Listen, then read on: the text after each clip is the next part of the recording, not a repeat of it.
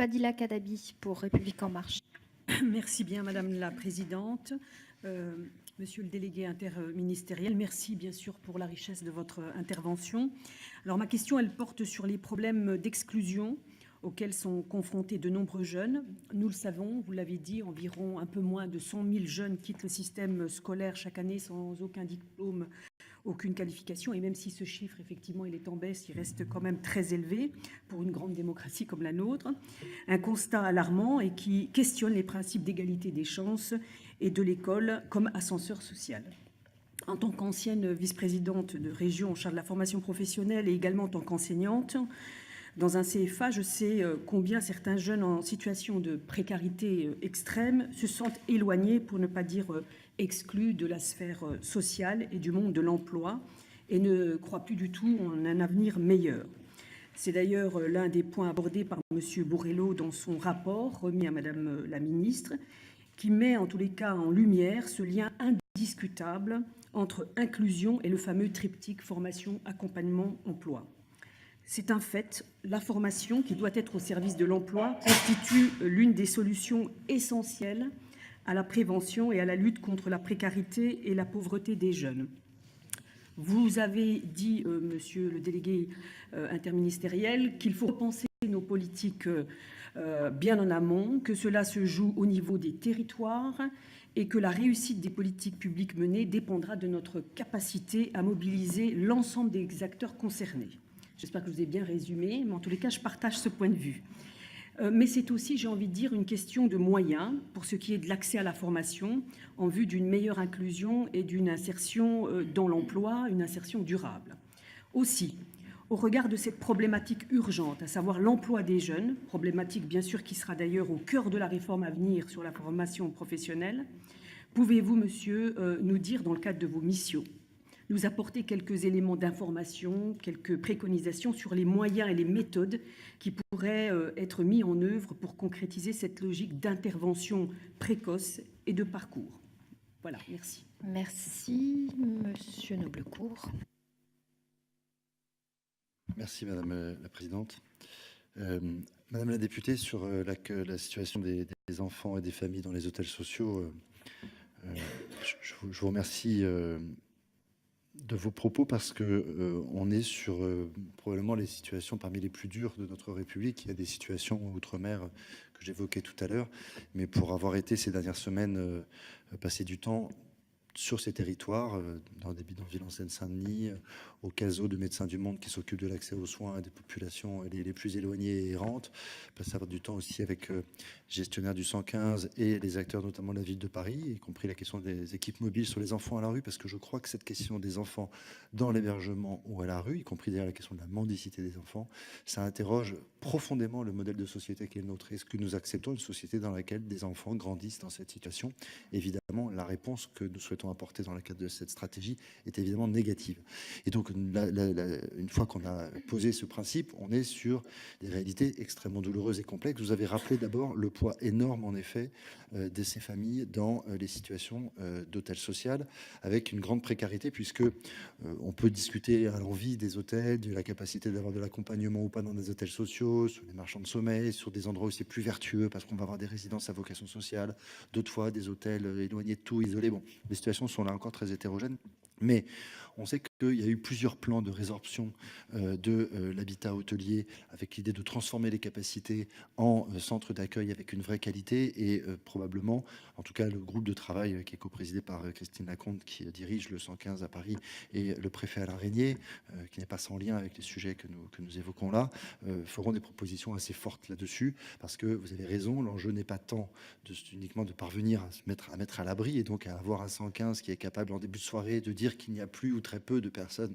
demandant à la rue. On sait que l'indicateur 115 est intéressant sur cette dynamique, pas forcément en valeur absolue, parce qu'il y a beaucoup de non-recours au 115, mais malheureusement. Mais donc on sait qu'il va falloir aller plus loin et que cette pente à la baisse de qualité que j'évoquais des 20 dernières années, il est temps, et c'est l'enjeu de la stratégie, que de relever le gant là-dessus et d'inverser un petit peu cette dynamique-là. Donc oui, il va falloir travailler là-dessus. Oui, il va falloir avoir une réflexion, et vous comprendrez que je sois extrêmement prudent dans ce que je dis devant cette commission à ce sujet, mais les professionnels me disent qu'à peu près 2 tiers des familles qui sont dans ces hôtels sociaux sont dans ce qu'on appelle ces situations administratives complexes, ni expulsables ni régularisables, avec dans beaucoup de cas des enfants nés en France, scolarisés, qui grandissent.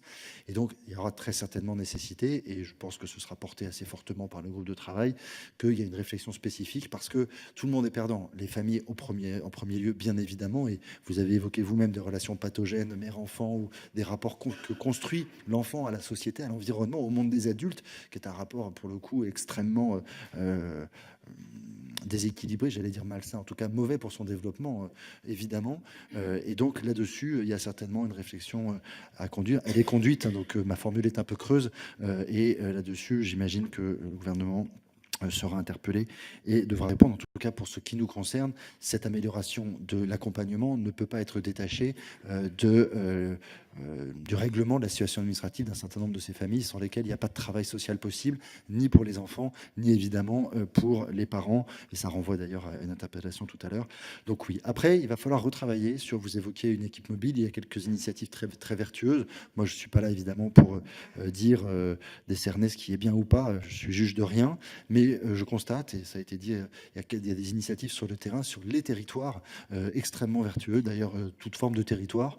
J'ai vu récemment, parce que c'est un territoire qui est extrêmement exposé, ce qui peut être fait à Paris, notamment sur le protocole qui est mis en place avec le tribunal pour enfants et juge pour enfants, sur tout ce qui est signalement d'enfants à la rue, prise en charge, en lien avec l'aide sociale à l'enfance, etc. Et y compris parfois avec des mesures qui vont jusqu'à des placements, avec une vraie volonté de l'ensemble des acteurs de ne pas laisser des enfants en situation de danger, parce que la rue, c'est un lieu qui est un lieu dangereux pour des enfants, qui est un lieu attentatoire à leur développement. Donc ça n'est pas une situation acceptable. Et donc je crois que, en effet, la stratégie doit à minima être un cadre de remobilisation des acteurs sur ces enjeux et de travailler de manière très qualitative. La ministre a dit, pour terminer sur le point d'accès aux soins que vous avez évoqué, que la stratégie nationale de santé devrait porter des enjeux très lourds. J'évoquais les passes dans mon propos introductif. On pourrait parler des équipes mobiles précarité psychiatrie, des équipes de maraude partagées et mixtes entre des équipes d'ASE et des équipes donc départementales et des équipes pilotées par le SIAO et par le 115. Tout cela existe. Les territoires, Madame la députée, vous l'avez dit, fourmis d'initiatives souvent remarquables, et nous allons nous inspirer de cela pour que l'État soit acteur dans ce bel objectif de relever le gant de la situation des enfants à la rue. Et si le groupe de travail qui s'occupe de cela dit qu'il faut éradiquer la pauvreté des enfants et supprimer la présence d'enfants à la rue, c'est bien parce qu'il ne peut pas y avoir d'autres objectifs de politique publique dans une économie et une société développée comme la nôtre. Voilà pour ce premier point, forcément un peu incomplet, mais le groupe travaille là-dessus très fortement, et je veux vraiment vous dire combien nous souhaitons être ambitieux sur cet enjeu absolument majeur. Alors, sur la question, Madame la députée, de la mobilisation des acteurs, fédérer les initiatives, ça posera des questions de gouvernance, en effet, et ça suppose qu'on soit capable d'organiser un tissu capable d'améliorer le repérage précoce des difficultés. Vous l'avez dit vous-même, tout l'enjeu, c'est le repérage des difficultés. Alors, moi, j'évoque cette capillarité, cette porosité entre les travailleurs sociaux et la vie quotidienne, notamment des familles. Je pense que la politique familiale, non pas pour la transformer en simple politique sociale, ce qu'elle n'est pas et ce qu'elle ne doit pas être, mais pour autant, il y a des acteurs de la politique familiale qui sont des cadres. Les UDA font souvent des actions très importantes avec des associations de membres qui connaissent les difficultés des familles, et on sait qu'il y a des enjeux de prévention des ruptures, par exemple, conjugales, familiales, qui sont extrêmement importants. Donc, ce sont des sujets sur lesquels il faut, là encore, que nous donnions la main aux acteurs, que nous leur laissions la main, excusez-moi, décidément, que nous laissions la main aux acteurs pour qu'ils s'organisent, mais l'État pourrait davantage, et c'est un des enjeux de la prochaine COG, sur l'aide à la parentalité. Vous savez que les crédits d'aide à la parentalité ont été doublés, presque doublés sur les 5 dernières années. Il y aura certainement de nouveaux efforts à faire. En tout cas, la ministre Agnès Buzyn a redit que c'était une priorité pour elle. Et dans cette action-là, avec l'ensemble des acteurs de la politique familiale, je crois que cette question des repérages des difficultés, vous avez raison, doit être une priorité. Un dernier mot sur les indicateurs. Alors, n'y voyez pas de, comment dirais-je, ni trop de fatigue, ni de lâcheté, mais je vais vous renvoyer d'abord à un rapport, qui est le dernier rapport de l'ONPES sur la pauvreté des enfants, qui est un rapport assez exhaustif, une trentaine de pages, et qui montre bien la diversité des indicateurs. Et parmi ces indicateurs, il y en a un que je voudrais citer pour vous répondre, parce qu'il y en a beaucoup, évidemment. C'est ceux qui sont issus de la recommandation de l'Union européenne de 2013 sur la privation de biens essentiels ou de services essentiels pour les enfants, où les enfants déclarent à la famille qu'ils n'ont pas accès à l'alimentation, à l'école, à la santé, aux loisirs, aux vacances, bref, tous ces sujets qui sont absolument centraux dans leur développement. Et donc cet indice de privation, donc vous verrez, il y a un certain nombre d'items. Ce qui est très intéressant, c'est qu'aujourd'hui, il est renseigné par des enquêtes et par des standards qui sont des standards européens et internationaux. Et donc je crois qu'un des indicateurs importants de la stratégie, ça pourrait être d'améliorer la situation française, qui, vous le verrez à la lecture de ce rapport, est une situation qui n'est pas très reluisante au regard des autres pays européens. Donc nous sommes dans un pays où les taux de privation des enfants sont très élevés. C'est aujourd'hui documenté et renseigné. Et il me semble qu'inscrire cette réflexion-là dans un cadre européen est tout à fait vertueux pour l'avenir. Donc voilà un élément de réponse très précis, mais non exhaustif, qui n'épuise pas la question, loin s'en faut.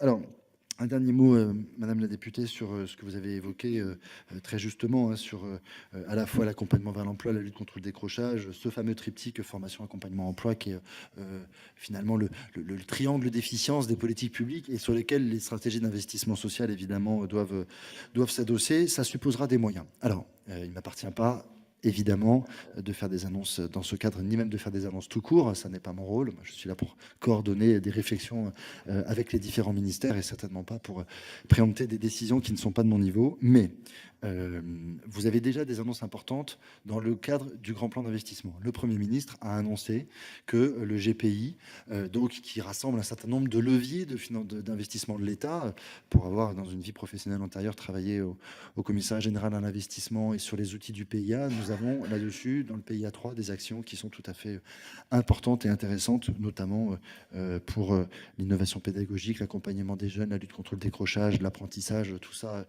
figure dans les grands objectifs des investissements d'avenir, et on sait combien ces grandes politiques consensuelles d'investissement sur l'avenir de notre société, issues du rapport Juppé-Rocard, sont aujourd'hui précieuses. Donc le GPI prolonge ces dynamiques-là avec un grand plan qui est le plan formation, et vous savez que dans ce plan de formation, qui prévoit notamment, je ne l'ai pas dit tout à l'heure sur la question sur la garantie jeune, mais sur l'extension de la garantie jeune, qui prévoit notamment de passer à 100 000 jeunes en flux annuel bénéficiant de la garantie jeune. Donc c'est un développement majeur, et comme on sait que c'est un dispositif qui est efficient, je crois que c'est plutôt une bonne nouvelle pour les politiques publiques. Et la ministre Muriel Pénicaud a annoncé à l'occasion de la remise du rapport de Jean-Marc Borrello qu'une partie du plan d'investissement pour les compétences permettrait de solvabiliser des logiques expérimentales de déploiement. Elle a parlé d'un chiffre de 50 millions aussi sur des crédits d'inclusion sociale qui vont permettre aussi de nourrir les dynamiques d'insertion par l'activité économique. Donc on a des moyens qui commencent à venir, mais vous conviendrez que je dois rester forcément très prudent à ce stade. Dernière phrase pour vous dire que dans les réflexions que nous portons sur la gouvernance de la stratégie, nous allons solliciter du gouvernement des moyens pour financer l'expérimentation et pour financer du développement là-dessus de pratiques vertueuses. Tout ça s'inscrira dans la grande dynamique French Impact lancé par Christophe Fitier, le haut-commissaire à l'innovation sociale et l'économie sociale et solidaire.